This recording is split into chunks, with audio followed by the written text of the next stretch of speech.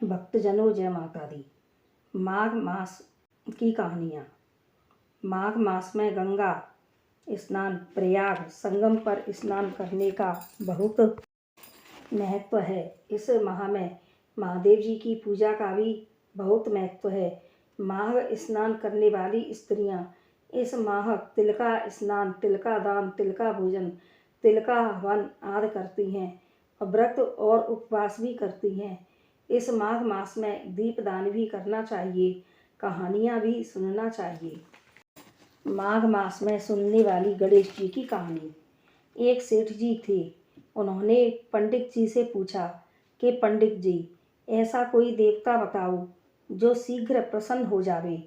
तो पंडित जी बोले कि गणेश जी की पूजा किया करो। सेठ जी ने पूजा की, लेकिन गणेश जी प्रसन्न नहीं हुए। तो सेठ जी बोले, पंडित जी, गणेश जी तो सुनते नहीं, कोई और देवता बताओ। तो पंडित जी बोले, शिव जी पर जल चढ़ाया करो। लेकिन सेठ जी परेशान कि शिव जी भी खुश नहीं हुए। तो पंडित जी से फिर पूछा। तो पंडित जी बोले कि मैया की सेवा करो। मैया की सेवा की तो माँ भी प्रसन्न नहीं हुई। तो फिर पंडित जी से पूछा। तो पंडित जी बोले, हनुमान जी पर चोला चढ़ाओ। तो सेठ जी ने चोला चढ़ाया, अगरबत्ती लगाई और भोग लगाया। तब सेठ जी ने देखा कि अगरबत्ती की खुशबू ऊपर की तरफ जा रही है। सबसे ऊपर गणेश जी बैठे थे। तब तो सेठ जी बोले कि और देवता प्रसन्न कैसे हों, अगरबत्ती की सारी खुशबू तो यह गणेश ले लेता है। तब उन्होंने गणेश जी की नाक के दोनों छिद्रों में रुई घुसेड़ दी। तब तो गणेश जी की नाक बंद होने के कारण दम घुटने लगा। तो गणेश जी बोले, अरे मेरी नाक बंद क्यों कर दी। गणेश जी प्रसन्न हुए, सेठ जी को दर्शन दिए। सेठ जी बोले, मुझे क्या पता था कि आप ऐसे प्रसन्न होते हो। तो हे गणेश जी महाराज, जैसे सेठ जी को दर्शन दिए, प्रसन्न हुए सेठ जी पर, वैसे ही कहानी कहने सुनने वाले सब पर होना। बोलो गणेश जी महाराज की जय। तुलसी माता की कहानी। श्री कृष्ण भगवान तुलसी जी से बोले, तुलसा जी, हम अयोध्या को जा रहे हैं। यदि रुक्मणी जी आवें तो उन्हें भेद मत बताना। तुलसा जी बोली, ठीक है, क्योंकि भगवान तुलसी जी के महलों में ज़्यादा रहते थे। सो भगवान जब रुक्मणी जी के महल में नहीं गए तो रुक्मणी जी तुलसा जी से पूछने आईं कि तुलसा जी, भगवान कहाँ गए हैं। अब तुलसा जी छुपाए नहीं पाईं तो उन्होंने रुक्मणी जी से कह दिया कि अयोध्या को गए हैं। तो रुक्मणी जी आईं, सो तुलसा जी की आंख निकाल करके ले गईं। अब भगवान लौटकर आए तो भगवान बोले, तुलसा जी किवाड़ खोलो। अब तुलसा जी किवाड़ कैसे खोलें, बिनको कुछ दिखाई नहीं दे रहा था। तब भगवान दरवाज़ा तोड़ के अंदर आए तो भगवान बोले, तुलसा जी, तुमने किवाड़ क्यों नहीं खोले। तुलसा जी बोली कि भगवान, रुक्मणी जी हमारी आंख निकाल कर ले गईं, सो हमें कुछ दिखाई नहीं दे रहा था। भगवान बोले, उनको तुमने सब बात बताई होगी। तुलसा जी बोली, उन्होंने पूछी तो हमने सब बात बता दी। प्रभु, हमको तो झूठ बोलना आता नहीं है। अब श्री कृष्ण रुक्मणी जी के महल में गए। तब भगवान बोले, क्यों रुक्मणी जी, तुम तुलसा जी की आंख निकाल कर ले आईं। तब रुक्मणी जी बोली, क्या करें भगवान, तुम तो तुलसा जी के महलों में ही रहते हो, हमारे महल में कभी कभी ही आते हो। तो भगवान बोले कि ऐसी बात नहीं है, हमको तो तुम भी प्यारी हो और तुलसा जी भी प्यारी हैं। भगवान बोले कि हम रुक्मणी जी तुम्हारे बिना आरती नहीं लेंगे और तुलसा जी के बिना भोजन नहीं करेंगे। बोलो तुलसा मैया की जय। बोलो भगवान श्री कृष्णचंद्र की जय। माघ मास में सुनने वाली गौ माता की कहानी। प्राचीन समय की बात है। एक सेठ जी थे। उन्होंने कभी कुछ दान धर्म नहीं किया, हमेशा पैसा जोड़ने में ही लगे रहे। उन्होंने बुजुर्गों से सुन रखा था कि गौदान से नरक नहीं मिलता है, इसलिए सेठ जी ने एक गौ दान कर दी।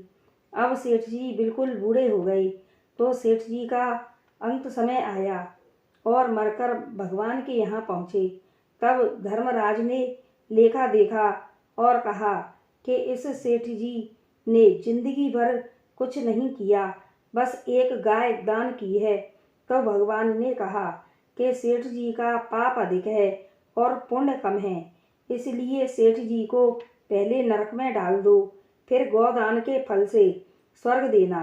सेठ जी चालाक थे, सो बोले कि हम पहले पुण्य का फल भोगेंगे। तब धर्मराज ने कहा कि नहीं, पुण्य कम है, इसलिए तुम्हें पहले पाप भोगना होगा। तब सेठ जी बोले कि नहीं, पहले हम पुण्य भोगेंगे। तब सेठ जी ने अपने पुण्य को आवाज़ लगाई कि हे मेरे पुण्य, गौ माता हाजिर हो। गौ माता हाजिर हो गईं। तब सेठ जी ने कहा कि गौ माता, धर्मराज पर आक्रमण कर दो। गौ माता ने धर्मराज पर आक्रमण किया तो धर्मराज भागने लगे और भगवान विष्णु के पास गए। भगवान विष्णु ने भी यही कहा कि हमारे नियमों के अनुसार पहले सेठ जी को पाप फिर पुण्य भोगने को मिलेंगे। तब सेठ जी ने कहा कि गौ माता, भगवान विष्णु पर आक्रमण कर दो। तो भगवान विष्णु धर्मराज, सेठ जी और गौ माता के साथ ब्रह्मा जी के पास पहुँचे। फिर ब्रह्मा जी ने भी यही कहा कि जी के पाप अधिक है, पुण्य कम है, इसलिए सेठ जी पहले पाप फिर पुण्य भोगेंगे। तो सेठ जी ने गौ माता से कहा कि ब्रह्मा जी पर भी आक्रमण कर दो। तब ब्रह्मा जी, विष्णु जी, गौ माता और सेठ जी, धर्मराज सभी मिलकर भगवान शिव के पास पहुँचे। तो भगवान शिव ने भी यही कहा कि हमारे नियम के अनुसार पहले पाप फिर पुण्य भोगने को मिलेंगे।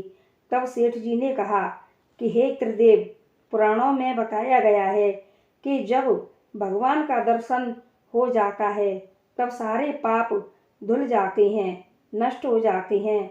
जबकि हे भगवान, मुझे तो त्रिदेवों का दर्शन हो गया है, तब मेरे पाप अब कितने बचे, कैसे रहे। तब भगवान ने उसे स्वर्ग में स्थान दिया।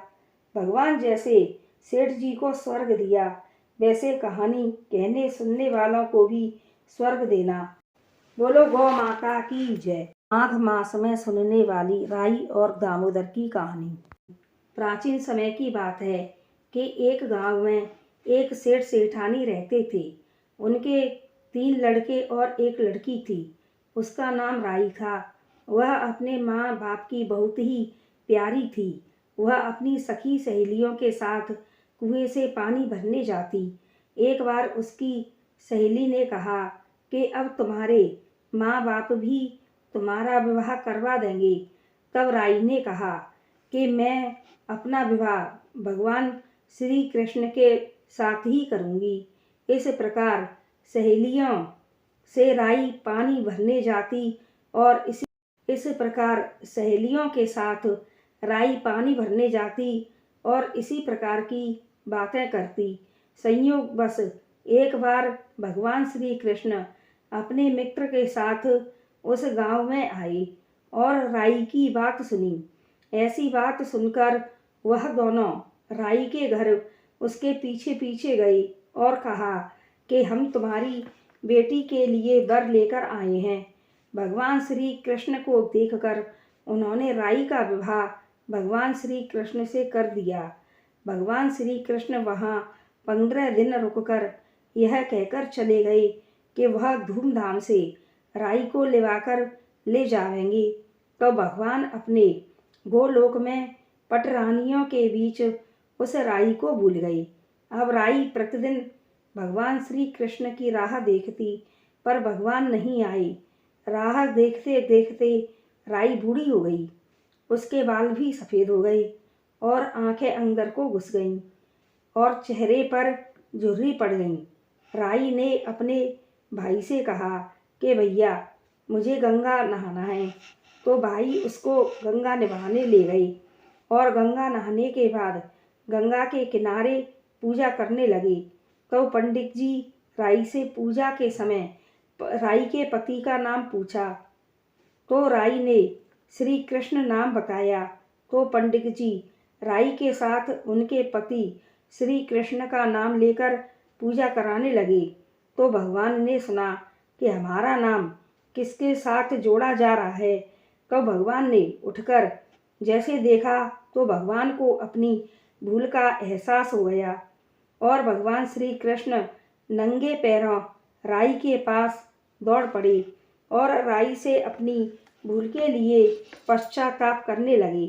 तो राई अपने पति श्री कृष्ण को देखकर शर्माने लगीं।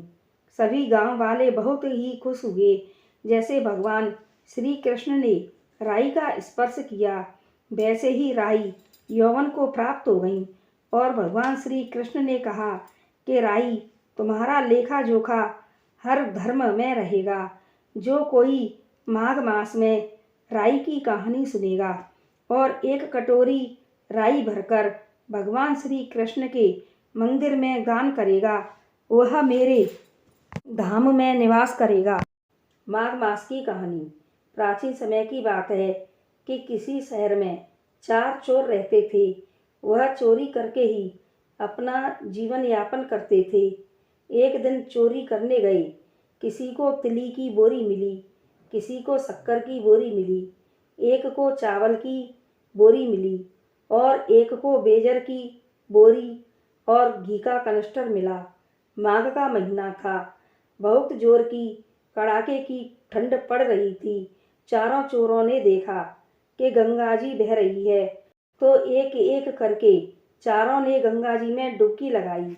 तब उन्हें और जोर की ठंड लगने लगी और दांत किटकिटाने लगे। वहाँ नहाने वाली महिलाएं वहाँ गंगा तट पर नहाकर के कहानी सुनकर तिल जौ चावल शक्कर घी मिलाकर तिल सटे की तिली की लकड़ी पर हवन कर रही थीं। मन ही मन भगवान का 12 मंत्र ओम नमो भगवते वासुदेवाय का जाप करके आहुति छोड़ रही थीं। तभी 4 चोरों ने देखा, अरे यहाँ पर तो आँच जल रही है, हमें जोर की ठंड भी लग रही है, तब हमारे प्राण ही चले जाएंगे तो इस सामान का क्या होगा और हमारे किस काम आएगा। तो उन्होंने तिली की बोरी खोल दी, शक्कर की बोरी खोल दी तथा जौ और चावल की बोरी भी खोल दी और घी का कनस्टर भी खोल दिया। उसने घी का कनस्टर खोल दिया और उस अग्नि में डाल दिया। अब तो खूब जोर की अग्नि जलने लगी। तब चोर तापने लगे। जब हवन की सुगंध भगवान के बैकुंठ में पहुंची तो भगवान बोले अपने पार्षदों से कि हमें निमंत्रण तो आया नहीं है। ऐसा धरती पर कौन है जो इतना बड़ा और जोरदार हवन कर रहा है, उन्हें लेकर के आओ। तो भगवान के पार्षद उन चोरों के पास आए और बोले कि चलो, तुम्हें बैकुंठ में भगवान ने बुलाया है। अब चोर घबराने लगे, फिर भी भगवान के दरबार में गए तो भगवान ने पूछा कि तुम क्या कर रहे थे। तब वह चोर बोले कि भगवान, हम तो चारों चोर तिली चावल जौ शक्कर घी लाए थे। गंगा जी में नहा करके ठंड लग रही थी सो काँप रहे थे।